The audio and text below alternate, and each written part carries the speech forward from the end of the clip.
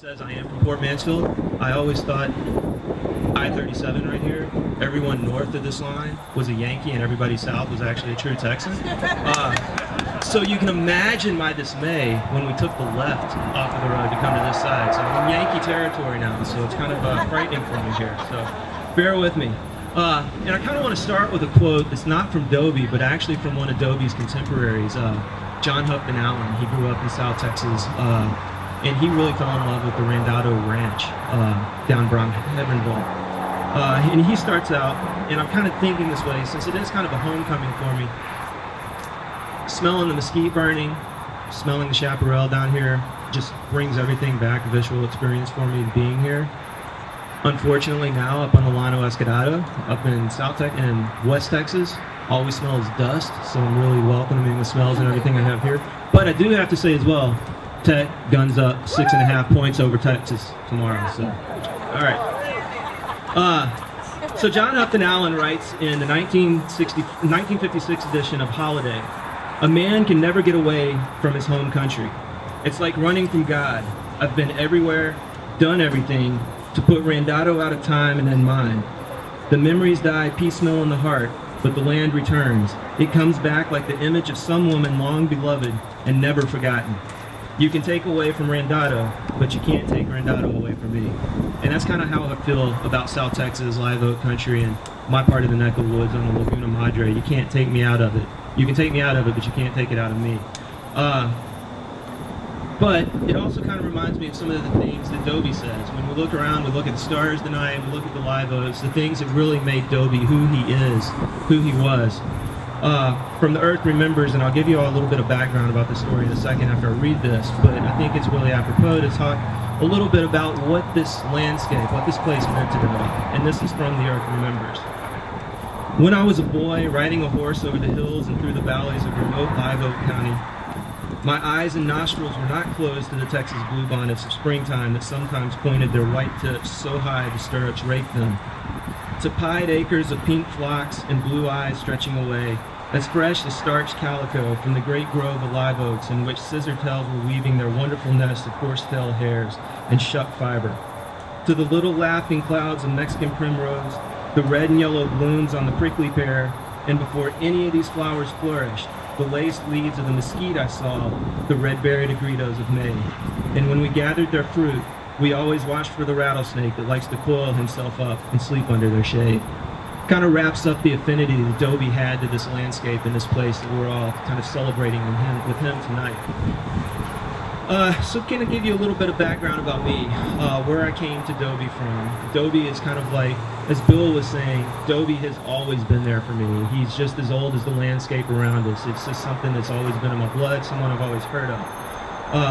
When Steve Davis, who read earlier, came to me, he asked me, when he started talking about the Lee Dobie letters, he says, "Brandon, do you know anything about Tom Lee?" I was like, "Yeah." "Do you know anything about J. Frank Dobie?" "Yeah." "Well, I've got a job. What would you think about editing their letters?" Well, there's too many little ears around here tonight to say what my next expression was, but it was something along the lines of, yeah, I really want to do this. So with that said, I'm a book historian. I'm working on my PhD. I'll be a PhD doctor in 4 or 5 months here. The Lee Dobie letters are my dissertation. But as a book historian, we approach literature a little differently. We look at a book as an artifact. We try to go back and find out what the author actually meant as that author was writing something. So it brings authors alive, and Dobie to me is very much a live, living being. I'm not going to say I sit here and talk to him like the empty chair with Clint Eastwood, but at the same time, I do feel Dobie, and I see him in everything that I do, and working on this Lee Dobie letter project really brings him alive. And as I was working on these letters and annotating them, I kept coming across this story called The Earth Remembers that Tom and Frank wrote back and forth to each other about. If y'all know, Tom Lee worked a lot with Carl Herzog, which is one of the preeminent book designers of the 50s and 60s. What they actually wanted to do is they wanted to make a monograph, just a single standalone book of The Earth Remembers. Problem was, Southwest Review had already accepted it in 1951 for publication, but it was never published in Southwest Review, and for some reason, it may have been the King Ranch history, don't know, The Earth Remembers was never brought to fruition. So it just languished. And I kept trying to dig through Dobie's papers to try to find the Earth Remembers, and I could not find it. So then finally I was researching one day at UTEP in El Paso looking for stuff between Carl and Tom that they were talking about a book when Dobie, Lee, and Herzog did Andy Adams' Logs of the Texas Cowboy. And I came across the Earth Remembers in galley copies. So this is where this is from and what I'm going to read, and it's really interesting because this Earth Remembers completely changes who Dobie is known as an academic and as a book historian himself, and as a teller of stories is what we're all here to celebrate. And it really makes it interesting when I look at Dobie and look at myself as an academic. Regionalism and the stuff that we're doing tonight in the academy is frowned upon. And they want to see everything as a big global unity, and they don't realize that the provincialism and the regions are what makes us so tight together. And I think that's something that's very important for us to pass on to these younger kids that are sitting out in the audience. So this part of the essay that he wrote really strikes me as I'm in the job market right now. And although I study Texas literature, I'm probably going to end up moving to Wisconsin or Oregon to teach Texas literature there. Don't know why. So he writes, "This specious conception of literature as something remote and unreal has been fostered by the colleges and universities of America. The teachers of English in these institutions and in schools lower in rank have been wearing themselves bodiless keeping the classics alive. Their effect on the creation of literature has been negligible, but they've succeeded in setting themselves up as introducers of proper literary pablum to youth. Until very recently, nearly all teachers of literature in colleges and universities in Texas and the rest of the Southwest were imported." And I'll let y'all know that most of the literature professors that we have are still imported. They come ignorant of the traditions of our land and usually remain ignorant and patronizing throughout their careers.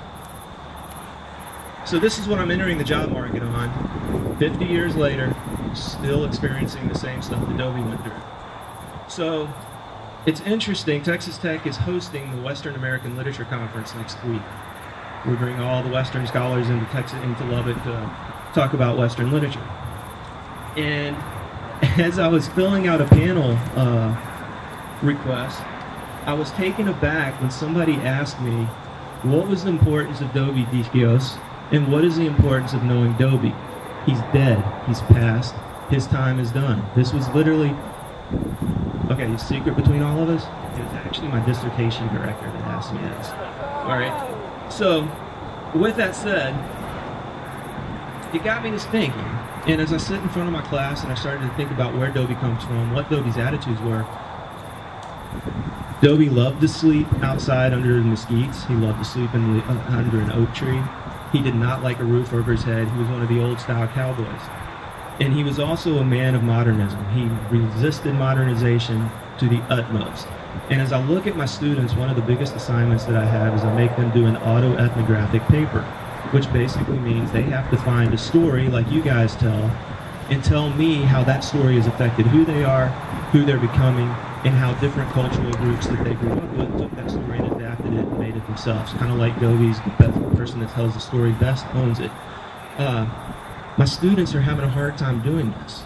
And it gets quite frightening because they can sit there and have a conversation with their friend while tweeting and texting and not having that interpersonal connection that they should have. So with that, in the Earth Remembers, Dobie kind of mirrors the fear that I see with my students losing touch with the grass that they stand on here to these little ephemeral machines that they walk around typing with.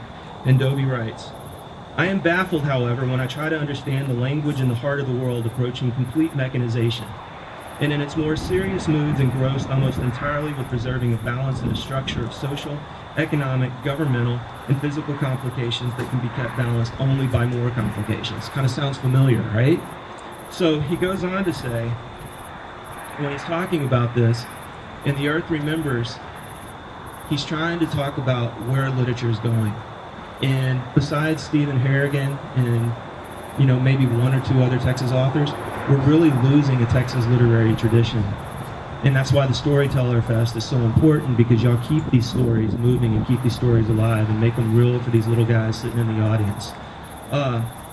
So what Dobie says about this is, We never hear much as we used to about the great American novel.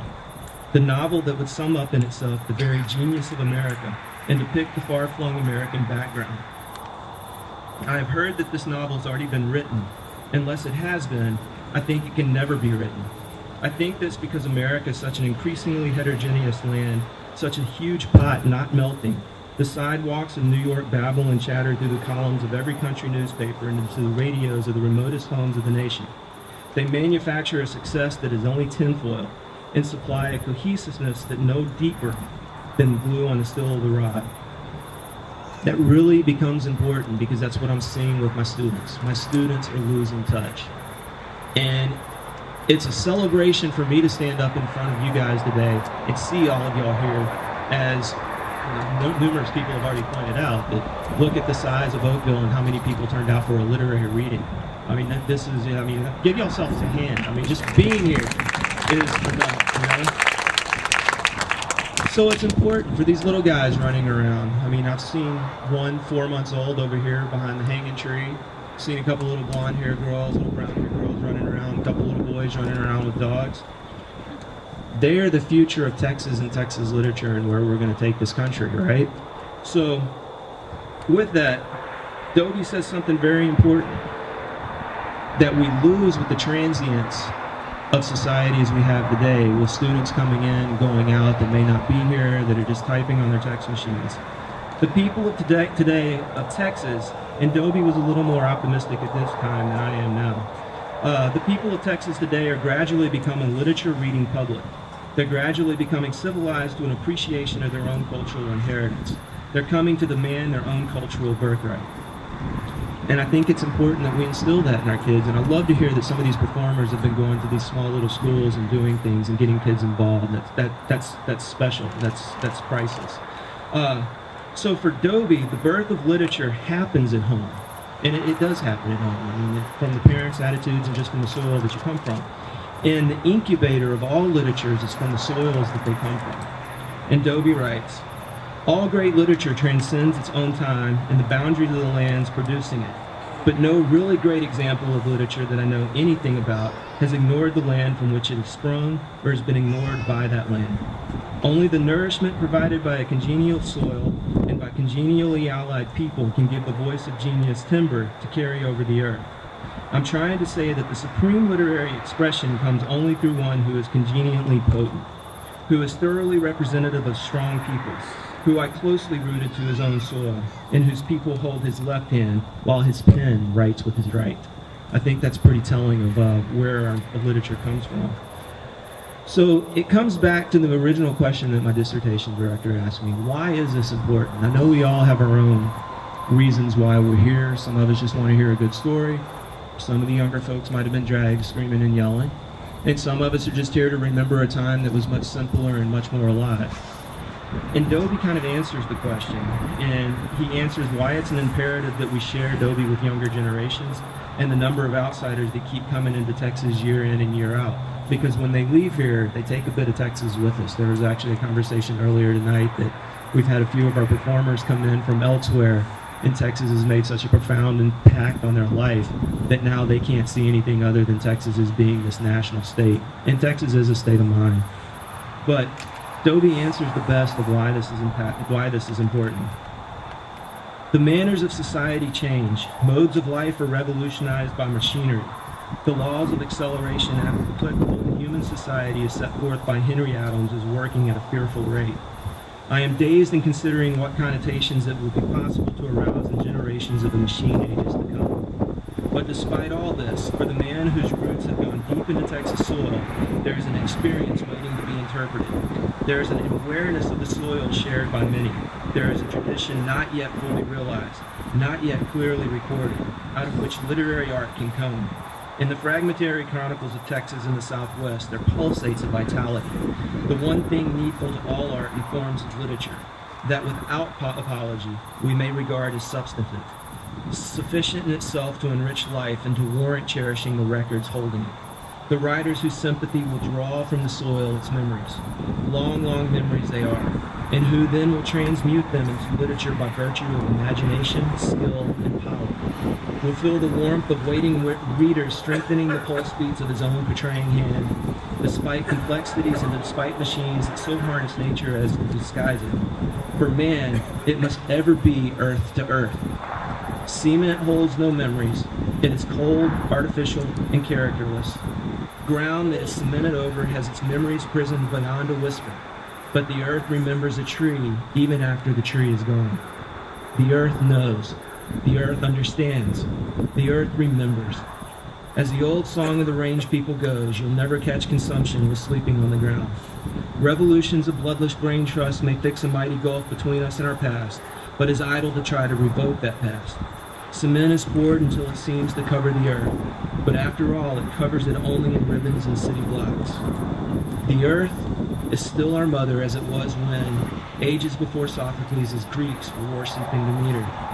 The earth is still our mother, and this plot of it called Texas is ours, if we can hear what it holds in memory and we can translate it into words. Thank you.